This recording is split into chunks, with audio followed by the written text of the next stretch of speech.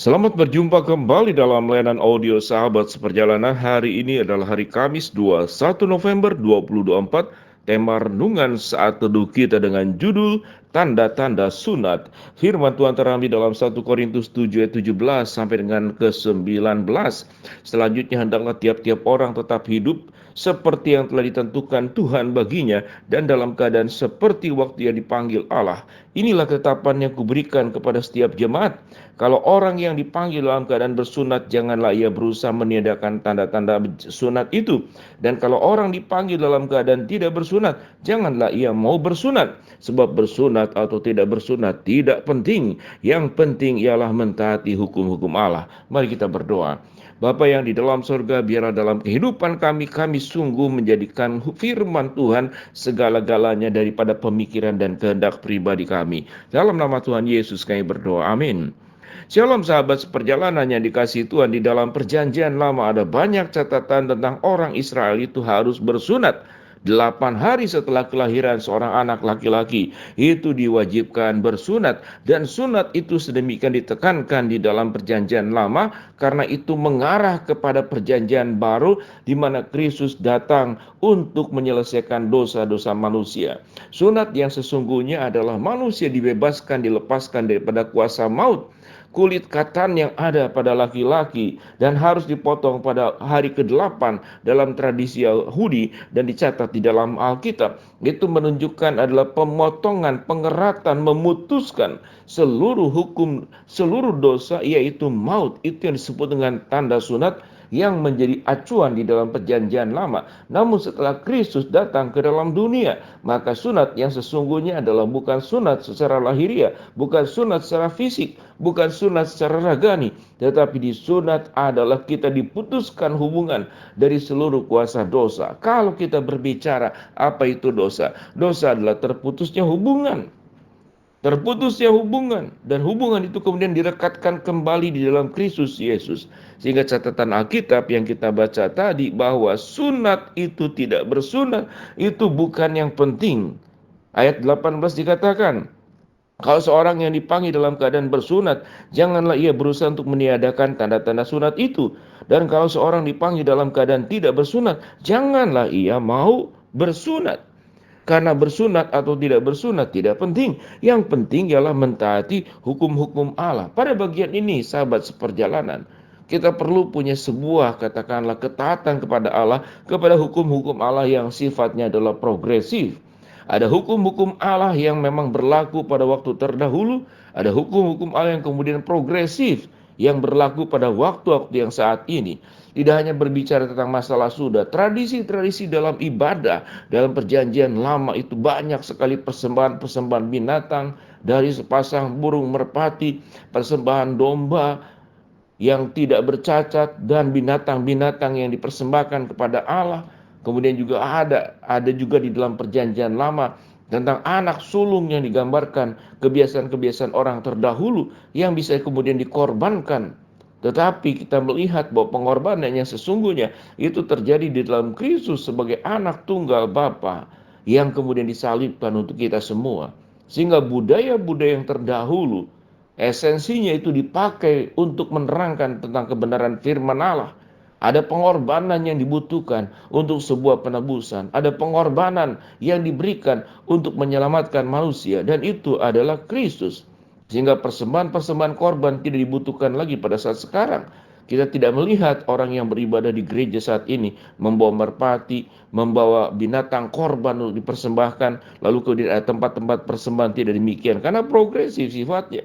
Saat ini Kristus sendiri yang sudah menjadi korban anak domba Allah yang dikatakan di dalam firman Allah yang disembelih. Sehingga berbicara tentang sunat dan tidak bersunat secara lahiriah itu bukan lagi hal penting pada saat sekarang. Tetapi firman Tuhan berkata sunat yang sesungguhnya kita diputuskan dari seluruh kuasa dosa, yaitu maut. Dan orang yang bersunat sesungguhnya yang melepaskan dosa itu dibuktikan dengan tanda-tanda dia mentaati hukum-hukum Allah. Ayat 20 dikatakan, baiklah tiap-tiap orang tinggal dalam keadaan seperti ia dipanggil Allah. Ayat 17 berkata, selanjutnya hendaklah tiap-tiap orang tetap hidup seperti yang telah ditentukan Tuhan baginya, dalam keadaan seperti ia dipanggil Allah. Itulah ketetapan yang kuberikan kepada semua jemaat. Apa yang dimaksud dengan dipanggil Allah? Tentu sewaktu kita diselamatkan oleh Allah. Tatkala kita menerima Kristus sebagai juru selamat, baik secara turun-temurun. Turun-temurun berarti ada warisan iman yang diturunkan oleh orang tua kita, nenek moyang kita, yang sudah menjadi percaya, sehingga kita dipersembahkan di dalam gereja. Bagi gereja-gereja yang menganut baptisan anak, maka kemudian dibaptiskan. Tetapi bagi yang tidak menganut baptisan anak, ada yang namanya itu penyerahan anak, maka dibawa ke rumah Tuhan, didoakan agar iman itu terwariskan kepada, katakanlah, anak dan cucu. Itu yang disebut dengan. Kemudian apa yang maksud juga seperti yang dipanggil Allah, juga mengingatkan satu hari kelak nanti kita akan meninggalkan dunia ini dan Tuhan memanggil kita untuk pulang ke rumah Bapa di surga. Pada saat itulah yang kemudian ada sebuah pertanggungjawaban hidup yang akan dimintakan oleh Tuhan. Apakah hidup kita itu sungguh-sungguh mentaati hukum-hukum Allah, atau memperdebatkan engkau bersunat, engkau tidak bersunat, engkau orang Yahudi atau engkau bukan orang Yahudi, engkau orang yang kemudian punya jabatan-jabatan rohani di dalam gerejawi atau bukan. Memperdebatkan sesuatu yang tidak esensial adalah perbuatan dosa. Tetapi mengutamakan hukum-hukum Allah, mentaati kebenaran firman Allah dalam kehidupan kita, itulah yang disebut menjadi yang paling prioritas. Sehingga sunat, tanda-tanda sunat adalah bukan berbicara sunat secara lahiriah, tetapi tanda-tanda orang yang bersunat adalah tanda-tanda orang yang hidupnya seperti dia dipanggil Allah. Dia melakukan sebuah kehidupan yang mentaati hukum-hukum Allah, yang hidup dalam kebenaran firman Allah, yang tidak menyimpang ke kanan dan ke kiri, yang tahu membedakan mana tangan kiri dan tangan kanan, yang tahu bahwa kita dipanggil dari dunia yang berdosa, kemudian kita diselamatkan dan kita dipanggil untuk menjadi terang dan garam buat dunia ini. Itu yang disebut dengan mentaati hukum-hukum Allah. Orang yang mentaati hukum-hukum Allah akan menjaga hidupnya, berkarakter yang baik, berbicara yang baik, kemudian mengambil keputusan yang baik, berkomunikasi, berelasi yang baik, menjadi berkat di tengah-tengah masyarakat, di tengah-tengah keluarga, di tengah-tengah pekerjaan, atau dimanapun kita berada, atau bahkan di dalam kesendirian.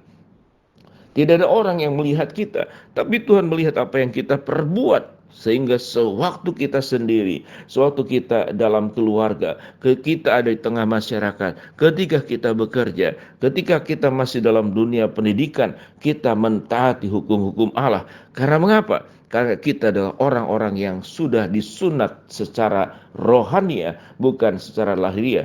Bagi mereka yang sudah disunat secara lahiriah, biarkan saja. Tapi bagi mereka yang tidak bersunat secara lahiriah, firman Tuhan berkata, itu bukan perkara yang penting. Sebab bersunat atau tidak bersunat, ayat 19 dikatakan, itu tidak penting. Yang penting ialah engkau mentaati hukum-hukum Allah, dan engkau sebagai orang-orang yang tinggal dalam keadaan seperti engkau dipanggil Allah.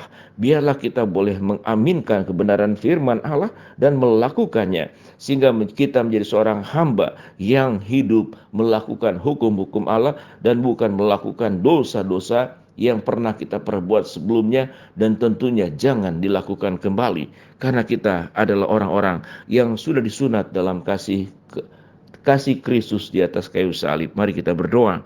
Bapa dalam surga, terima kasih buat kebenaran firman Allah yang kami pelajari. Hamba-Mu berdoa buat sahabat seperjalanan yang sakit, Tuhan jamah sembuhkan. Sahabat seperjalanan yang sedang mengalami masalah, Tuhan bukakan jalan. Sahabat seperjalanan yang sedang berdoa mengharapkan sesuatu, Tuhan kabulkan dengan cara waktu Tuhan yang terbaik. Dalam nama Tuhan Yesus kami berdoa. Amin.